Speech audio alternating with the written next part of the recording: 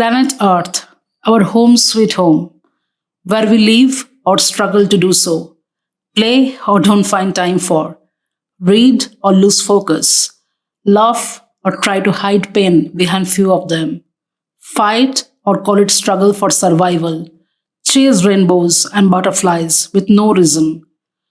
From the safety of our cocoon, the place where we found sustenance, comfort, and dream has actually a violent history, and it's far from being immune from catastrophe. A decade ago, Swedish scientist Johan Rockström identified the limits to Earth's life support systems in the first scientific assessment of the limits to safe living for humans on Earth. Several scientists since then warned that planet Earth has 9 safety limits, and if we exceed any of those 9 boundaries, we risk destabilizing Earth's life support systems and plunging the planet into chaos. The good news, they said, is that staying inside them provided a safe operating space for humanity. The bad news is that we have already exceeded 4 of them. How many of you thought that you and your grandchildren won't be impacted, at least with 5 limits still left to destroy? I hope none of you did, because the fact is that we are making living unbearable for us, everyone surrounding us, and our posterity in the here and now. The impact already started hitting us hard.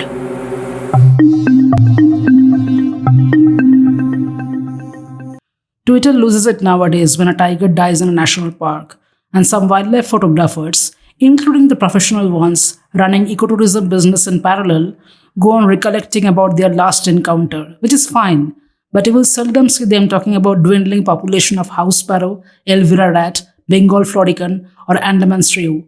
I haven't seen most of the endangered animals, but I would like to talk about those I have seen. And if we don't take care, our future generations may not see them for real. So the number 10 in my list is... This happened more than a decade ago, when I didn't have DSLR and I used to click with point and shoot camera. Yet this remains one of my most favorite photographs in wild. Endemic to the Western Ghats in southern India, lion-tailed macaw has now less than 2,500 individuals remaining in the wild, and as much as 99% of the macaw's original range is gone due to large-scale deforestation for timber, agriculture, and development. Number 9 spot in my list has stamp of the only known mammal with large keratin scales covering their skin.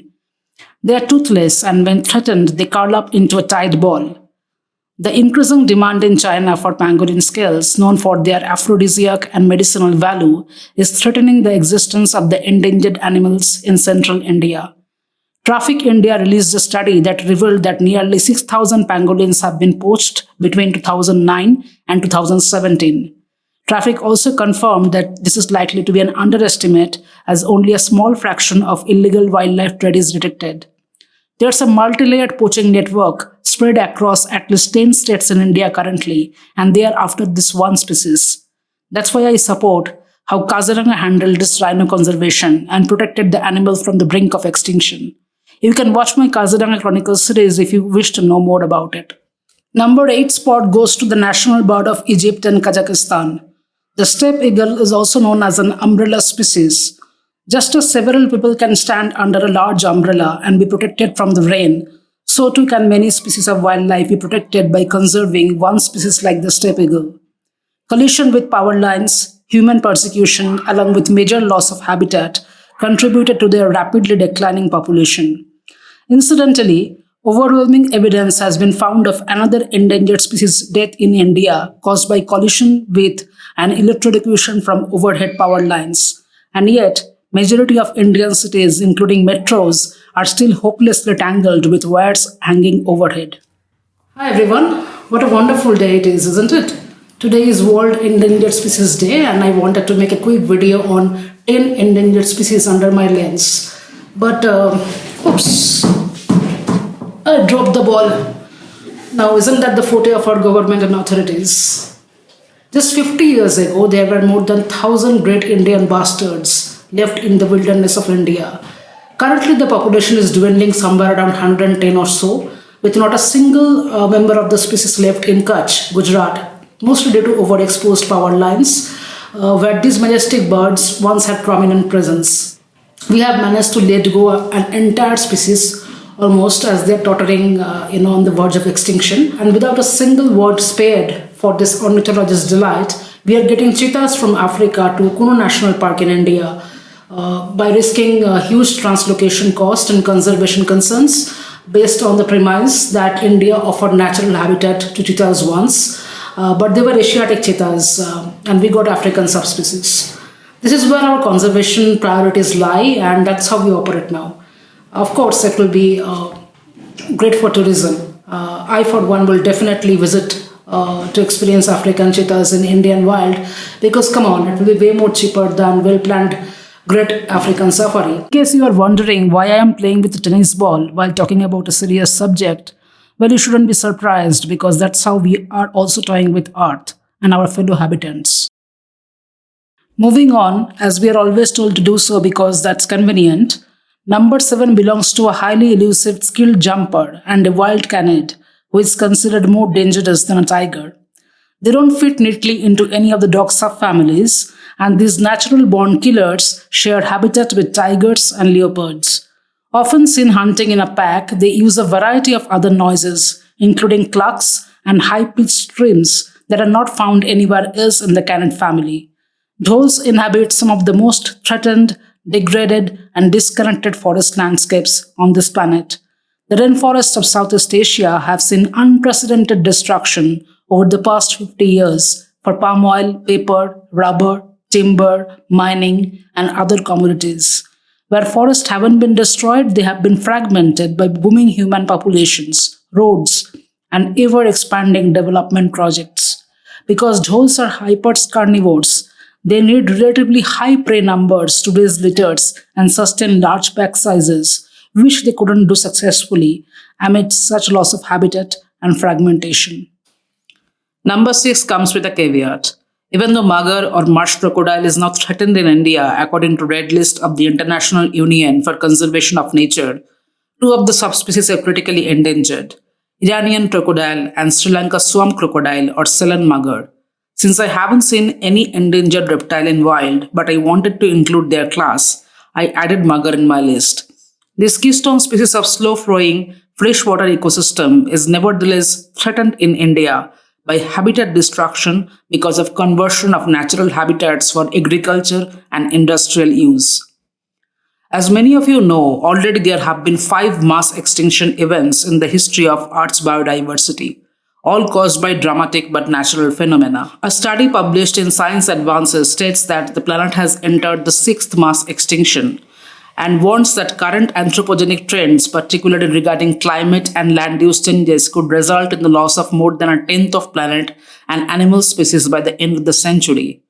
Unlike previous extinction events caused by natural phenomena, the 6th mass extinction is completely driven by human activity, primarily, though not limited to the unsustainable use of land, water, and energy use, and climate change.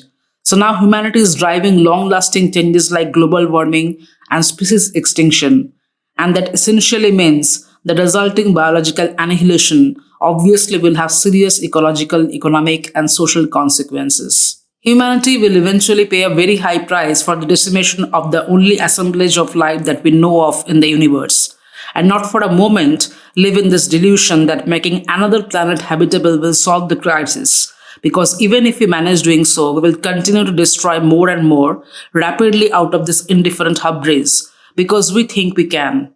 It is this indifference, arrogance, greed, and ignorance that led to a situation with extinction threat of more than 41,000 species in 2023, which I consider still a heavily diluted number. Watch my video on coral reef crisis in Andaman to know about the reality of threats marine life are getting exposed to. I will add the link in the end.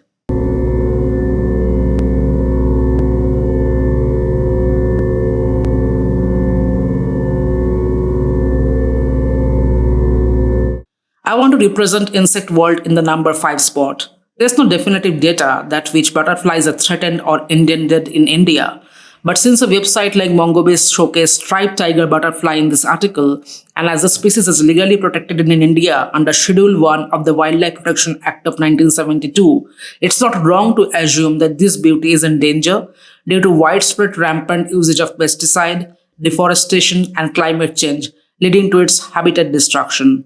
Number 4 belongs to the endangered and fascinating to watch for its deft acrobatics, the red panda or lesser panda. Researchers believe that the total population of red pandas has declined by 40% over the past 2 decades. They are often killed when they get caught in traps meant for other animals such as wild pigs and deer. They are also poached for their distinctive pelts in China and Myanmar. In China, for example, people believe that red panda's fart during a wedding is a sign of a happy marriage. How irreparably sad these humans are. Other people believe some parts of the animal have medicinal properties. Although medicines made with red panda are illegal to buy and sell, they still exist in black market. Red panda fur caps or hats have been found for sale in Bhutan. We are now entering the realm of megaspecies. An Indian elephant, even though we used to see them more in urban setups than in wild, claims my number 3 spot. Illegal encroachment into protected areas and forest clearing for roads or other development are causing them majorly suffocated and cornered. Using them in religious processions for logging and other heavy lifting, making them a begging and emotional blackmail tool in front of temples out of skewed religious sentiments, particularly in southern parts of India, and using them in safari joyrides, particularly in northern and central sanctuaries, don't help their situation. It really makes me angry and aggrieved when I see how these distinguished animals are treated in many places. And the one who can destroy us faster than a carnivore often keeps us just watching with their sublime eyes. I am immensely proud to talk about pride in number 2 spot. The roar, which once reverberated around Southwest Asia, is now restricted to the isolated 1,400 square kilometer Gir Wildlife Sanctuary in Gujarat state, and its single subpopulation is critically under threat due to hunting and human encroachment on its habitat. Farmers on the periphery of the Gir forest frequently use crude and illegal electric fences by powering them with high voltage overhead power lines. These are usually intended to protect their crops from foraging ungulates, but lion and other wildlife are also killed. Nearly 20,000 open wells dug by farmers in the area for irrigation have also acted as traps, which led to many lions drowning. Who should have number 1 spot in my list? I thought about it long and hard. And with drumroll, here's introducing Hulok gibbon, the only ape species found in India and the rarest of the lot. I saw them during my recent Kaziranga visit and they are confined in one specific zone. I will make videos on them in near future as part of my Kaziranga Chronicles series. Note that Hulok gibbons are apes or primates and not monkeys. They are classified as lesser apes due to their size, which is smaller than the greater apes such as the mountain gorillas. The constant growing threat of land encroachment by humans, railway lines, habitat fragmentation, and illegal logging made them easy targets for extinction. So here's my list, and note that even though I wanted to add insects, other birds, and reptiles, the fact of the matter is that I haven't seen them yet. I have only made this list based on my personal sighting experience. And yet, tigers don't feature here, even though they are endangered due to poaching and illegal trade. Why? It's because I believe Indian authorities will do everything possible for tiger protection, as that's their biggest revenue driver in terms of tourism. There's maddening interest in people about tigers, even amongst those who have little to no genuine interest in wildlife and conservation, which constitutes the majority of Indian wildlife visitors. Tiger sighting mostly serves as a thrill-chasing and ego-garnishing component without any earnest attempt to know about them, and so does lion. Still, I mentioned about the latter because Gir lost 240 Asiatic lions in the last 2 years, and that's their solo habitat, whereas according to the census, tiger populations are slightly on the rise overall, while there were losses and gains at individual landscapes and state scales. The Nilgiri cluster is home to the world's largest tiger population, but recent data shows a decrease in tiger occupancy throughout the Western Ghats. A similar story unfolds in northeast India, where tiger numbers have collapsed across the forest of North Bengal and across all the northeastern states except Assam. Keep an eye out for my next few videos where I will discuss tiger. Ultimately, all of us want to thrive in a harmonic coexistence on this planet, the only one where we can thus far.